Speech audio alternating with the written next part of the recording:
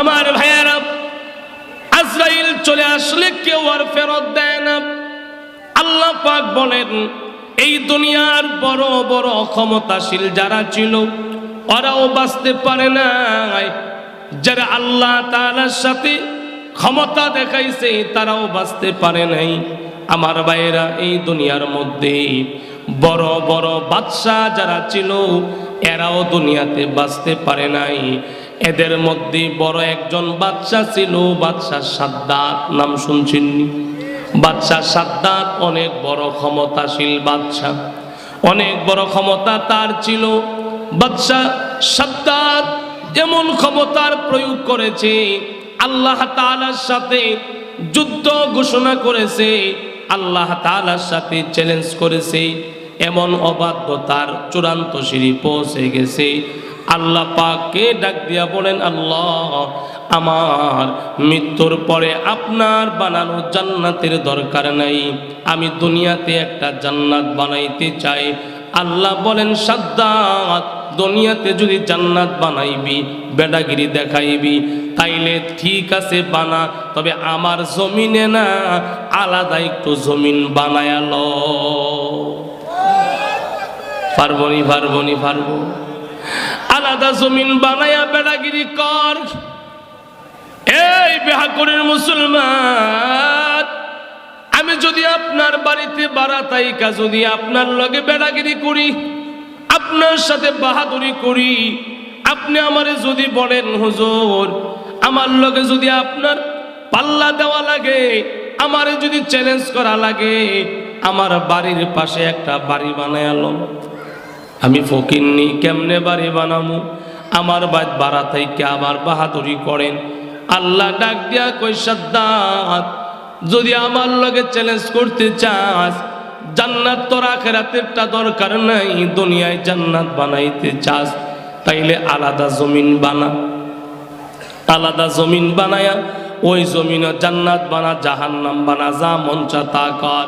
আল্লাহ কয়া, সাদ্দাত আলাদা জমিন বানা। সাদ্দাতের বাবারও ক্ষমতা নাই, আলাদা জমিন বানাইবি। আল্লাহর জমিনেই সাদ্দাত জান্নাত বানানো শুরু করলো। আমার ভাইয়েরা, জান্নাত বানাইতে গিয়া ইট বালু পাথর লাগে। ওই পাথর আল্লাহ কই, সাদ্দাত ওই পাথর ইট সিমেন্ট রড দিয়া যে জান্নাত বানাবি, ওই পাথর তুই নিজে আলাদা বানায়ালো। আমার বানানো পাথর দিয়া জান্নাত বানাবি না। জান্নাতের পাথর বানাবে, সাদ্দাতের বাবার ক্ষমতা নাই। আবার জান্নাতের ভিতরে বাগান বানাবি, বাগান বানাবি, গাছ লাগাবি। আল্লাহ কই, সাদ্দাত আমার সৃষ্টি গাছ তোর জান্নাতের ভিতরে দিবি না, আলাদা গাছ বানায়ালো। জান্নাতের ভিতরে আলাদা গাছ বানায়া দিবি। সাদ্দাতের বাবার ক্ষমতা নাই। তার মানে বোঝা গেল, সাদ্দাত আল্লাহ তাআলার সাথে চ্যালেঞ্জ করাটা হলো চরম নিমুখ হারামি। ঠিক না বেঠি?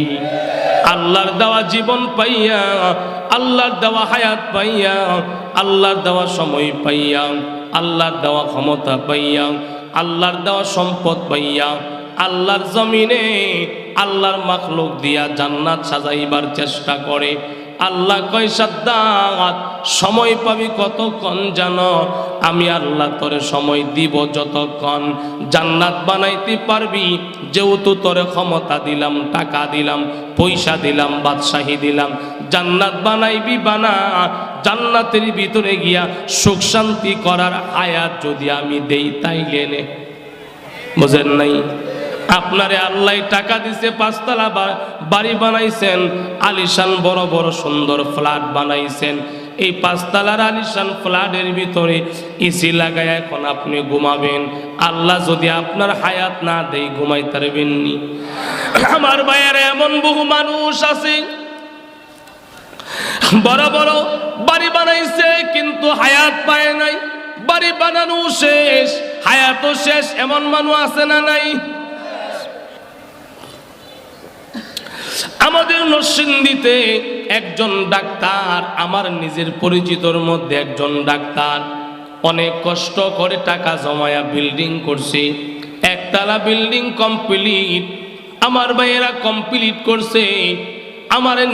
আমারে নিচে দোয়া করার জন্য আমি নিজে গিয়া দোয়া করলাম। নতুন ফ্ল্যাট করছে, অনেক সুন্দর কারুকার্য করছে, মুজাহিদ বসাইছে, টালি বসাইছে। আমার ভাইয়েরা দোয়া করে দিয়ে আসলাম। একদিন পরে সংবাদ পাইছি ডাক্তার অসুস্থ। অসুস্থ হওয়ার পরে ঢাকায় নিয়ে আসলো। চিকিৎসাধীন থাইকা 1 সপ্তাহ পরে ডাক্তাররা বলেছে উনি মারা গেছে, মৃত ঘোষণা করে দিল। 1 সপ্তাহ পরে লাশ বাড়িতে গেল। এই যে সুন্দর বিল্ডিং বানাইল, আমার ভাইয়েরা বলেন থাকার হায়াত পাইছেন? হায়াত পায় নাই। আল্লাহ কই সাদ্দাত, হায়াত যদি আমি আল্লাহ দেই তাইলে বাহাদুরি করবি। সাদ্দাত কয় আল্লাহ তোমার লগে জবরদখল কইরা যেমনে জান্নাত বানামো হায়াত তেমনি তোমারতে নিমো।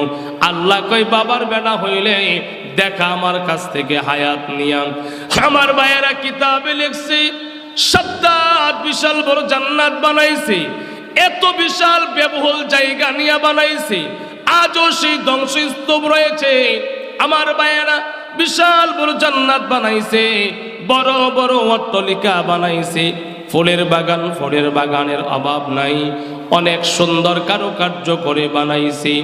এবার রাজমিস্ত্রি যে বানাইছে জান্নাত, ওই রাজমিস্ত্রি ডাক দিয়া কয় এই সাদ্দাত বাদশা মহোদয়, আমরা শুনেছি আল্লাহর জান্নাতের ভিতরে হুরগিলমান থাকে, আপনার জান্নাতের ভিতরে হুরগিলমান দেওয়ার দরকার।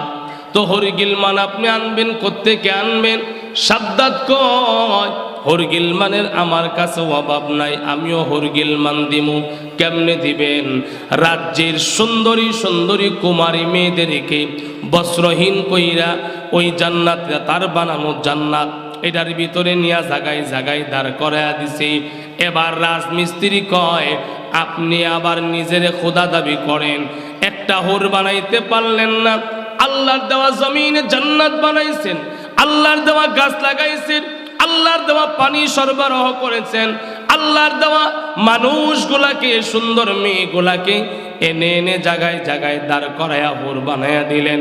কত বড় প্রতারক দুনিয়ায় দেখলাম, আপনার মতো প্রতারক দেখি নাই। এবার বাদশাহ সাদ্দাত তার কাছে সংবাদ গেল, বাদশাহ মহোদয় সব কিছু কমপ্লিট হয়ে গেছে, এখন আপনি আপনার জান্নাত গিয়া উদ্বোধন করবেন। জান্নাত উদ্বোধন করবেন কেমনে যাব? উঁচা একটা ঘোড়া সুন্দর করে সাজায়া আমার ভাইয়েরা ঘোড়াকে তার এরকম বাসভবনের গেটের সামনে দাঁড় করায় দেওয়া হলো। তার বাসভবন থেকে তার বানানো জান্নাত পর্যন্ত পুরাটা রাস্তা লাল গালিচা বিছায়া দেওয়া হলো। এবার বাদশাহ সাদ্দাত এই ঘোড়ার মধ্যে সোয়ার হবে। তার মন্ত্রী পরিষদ যারা ছিল তারা সবাই তার সাথে ঘোড়ার মধ্যে তারে সোয়ার করাইয়া তার সামনে দিয়া পিছনে পিছনে ওরা যখন আসতেছে, আস্তে আস্তে আমার ভাইয়েরা জান্নাত যে বানাইছে জান্নাতের গেট পর্যন্ত আসবি। মাঝখানে, রাস্তার মাঝখানে সাদ্দাত যখন ঘোড়ার মধ্যে হঠাৎ করে তাকায় দেখে একজন আউলাকেশ পাগল বিষ মুসাফির ফকিরের বেশ ধরে রাস্তার মধ্যে সাদ্দাতের ঘোড়া আটকাইয়া ডাক দিয়া বলে, বাদশাহ আপনার লগে আমার জরুরি একটা কথা আছে, 1 মিনিট সময় আপনি আমারে দেন, কথাটা শুই না যান। বাদশাহ সাদ্দাত কই কে রে এই লোকটা, এত বড় স্পর্ধা আমারে আটকাইয়া দিল, আমি শুভ কাজ করার জন্য যাচ্ছি, কত স্বপ্ন নিয়ে জান্নাত বানাইছি, ওই জান্নাত বানাইতে গিয়া কত পরিশ্রম আমি করলাম, ওই জান্নাত বানাইতে গিয়া কত পরিশ্রম করলাম, কত আমার মনের মধ্যে স্বপ্ন, জান্নাত বানাইছি, দেখতে যাব, উদ্বোধন করব, এই ভিখারির বাচ্চা ভিখারি আমারে এখানে আটকাইয়া দিল। কে রে? একজন গিয়া গাড় ধাক্কা দিয়া সরাইয়া দেয়। বাদশাহ সামনের দিকে আগান, আর একটু যাওয়ার পরে আবার ওই ভিখারি আবার সামনে গিয়া দাঁড়াইছে। বাদশাহ অল্প সময়ের জন্য একটু দাঁড়ান, 1 মিনিট আমারে দিয়া যান, আমার কাছ থেকে আপনি একটা কথা শুই না যান। আবার তারে পাত্তা দেওয়া হয় নাই, তারা দিছে। বাদশাহ আবার সামনের দিকে আগাইছে, আগাইতে আগাইতে আগাইতে আগাইতে যার স্বপ্নের জান্নাত যে বানাইছে ওই জান্নাতের গেটের সামনে গেল। গেটের সামনে যাওয়ার পরে এবার ডাক দিয়া বলে, আমি এখন ঘোড়া থেকে নামবো। বাদশা আপনি ঘোড়া থেকে নামেন। বাদশা সাদ্দাত ঘোড়া থেকে নামার জন্য একটা পা দিলেন, আর একটা পা ঘোড়ার উপরে আসি। এমন সময় ওই ফকির যাকে ধাক্কা দিয়া সরায়া দেওয়া হলো, উনি সামনে গিয়া ডাক দিয়া কয়, সাদ্দাত একটা পাও পরে আছে, একটা নিচে আসি, দুইটা পা যেন একত্রিত না হয়। এই বাচ্চা, আরেকটা পা নিচে নামার আগে আমার কথা শুনেন। তখন বাদশা তো আরো রাগ হইয়া গেছি, কত বড় স্পর্ধা। আমি বাদশা এখন ঘোড়া থেকে নামবো, আমারে নামতে না করে ডাক দিয়া বলে, তুমি কে? বলে, আপনি আমার পরিচয় নেন। পরিচয় নেন, তারপরে জিগান। আমার পরিচয় হলো আমি মালাকুল মউত আজরাইল। আজরাইলের নাম শুনছে পরে এখন কি আর পানি আছে ভিতরে? আজরাইলের নাম শুই না, এখন তো ভিতর শুকায় গেছে গা। আজরাইলের নাম শুনলে ভিতরে আর পানি থাকে না। আমার ভাইয়েরা, আজরাইলের নাম শুনছে পরে এবার বাদশা এতক্ষণ ছিল গরম, এখন তো নরম হয়ে গেছে। ডাক দিয়া বলে, আজরাইল ভাই, একটা মিনিট সময় দে। বুঝছি আপনি কেন আসছেন, আপনি যার কাছে আসেন তার মৃত্যুর পরোয়ানা নিয়ে আসেন। একটা মিনিট সময় দেন। সারা জীবনের স্বপ্ন আমি আমার জান্নাতটা দেখতে চাই। জান্নাত কেমন বানাইছি, জান্নাতটা দেখতে চাই, একটা মিনিট সময় দেন। আজরাইল বলেন, এক মিনিট সময় দেওয়ার জন্য তো আমি আগের থেকেই বলছিলাম, এতক্ষণ পর্যন্ত আপনি দেন নাই। এখন এক মিনিট সময় আপনি চাইলেও আপনাকেও দেওয়া হবে না। একটা মিনিট কেন, একটা সেকেন্ড সময় আপনাকে দেওয়া হবে না।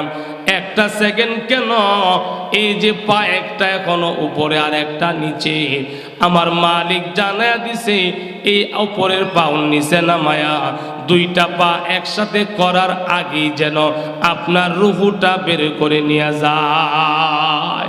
আল্লাহু আকবার বলে।